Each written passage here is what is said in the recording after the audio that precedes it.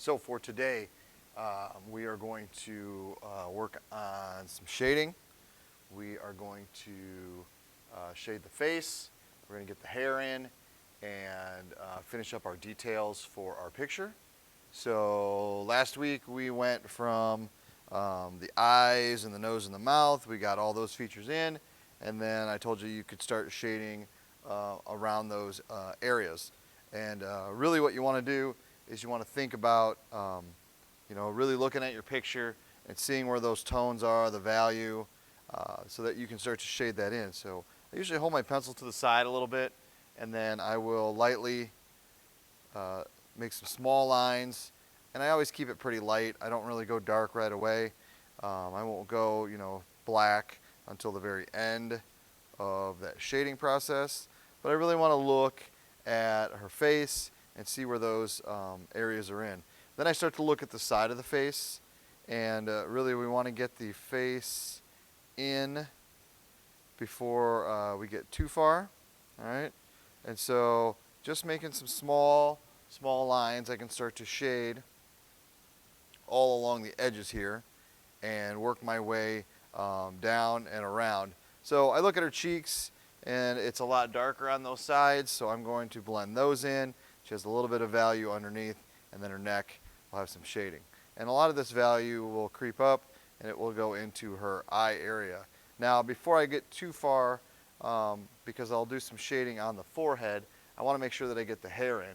Really all I did, we'll take my example from last week here. So we had our sketch here, and remember our lines are supposed to be light. So I'm going to erase these up just a little bit, just so we can kind of see them. But I went a little darker last week so that it could show up in class. So now I'm going to look at her hair, and really what I try to do is get the outer shell. You can kind of see here that I have a light line around the top, because the hair doesn't just sprout out from the top of that head that we made. It kind of goes around it, and then it'll hang down. So sometimes I start and I look that it's coming off the edge of her ear here, and this is pretty straightforward. And she's got a lot of spiky parts hanging out, and so I just want to get just kind of a basic outline of where that will be. When I draw the hairs, they'll end up going a little past that line. So my page is cut off, so I'm going to do a little artistic licensing here and make up what I think is going on up there. And then it kind of comes down. And so I'm really just kind of following along this area to see that outline, and then it goes back into her ear. And then I want to do the bottom part here. So that's not going to be up at the top of this, of the head that I drew. Oh, that's going to make her hair really thin. So I'm starting to look, and this is starting to take the shape of her head. And she's got a few longer ones that are going to hang out in here. And then they kind of start to curl this way, and they're going on her forehead. So I kind of have to look at the space that's in this area and just getting a basic contour line of what's happening, all right? And then, of course, I try to erase whatever's going on in there the best I can.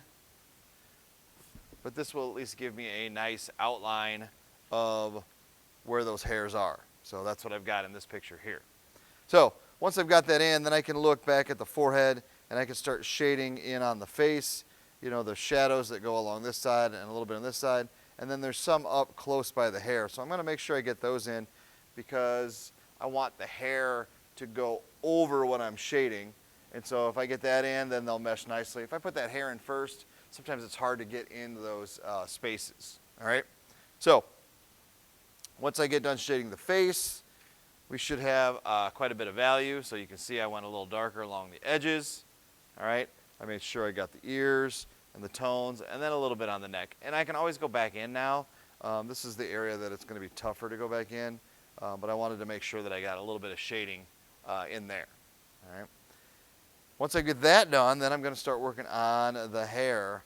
And really what I started to do is just started to draw some lines with the hair. So you want to think of a couple things. You want to think of the length that it is and the direction that it is growing, or the direction it was cut. So along here, these were really tinier, and I knew I could shade them in a little darker I've been adding to them. So it was kind of gray tone, and then it got kind of choppy over here, and then the length stayed about the same, except for maybe the top. They started to get a little bit longer, all right? So I went in with some basic lines and started putting those in. And every time I go back in now, I'm just adding a little bit of value. And I start to look at where these dark areas are, and that's what I'm going to start to add into the picture, all right? So slowly but surely, I go in and I just start getting them a little bit darker, and I want to leave some of those light areas behind. Sometimes I'll go in with my eraser and kind of lighten up those spaces, and then I'll go back in next to them and try to make them darker. And then I'm really just kind of going back and forth, looking at my picture, trying to see, you know, I've got some more I've got to add in here until I get it to be just about what I want it to be. Again, I could probably go in and finish darkening up. I'm at the stage now where it is going to be mostly darks and just kind of looking up how to finish up. So this is what we're working on this week. Next week will be something different. And so take your time, really look at your picture to make sure that you're trying to get it pretty similar to what's going on. Okay? Guys, have a good week, and I'll see you next week.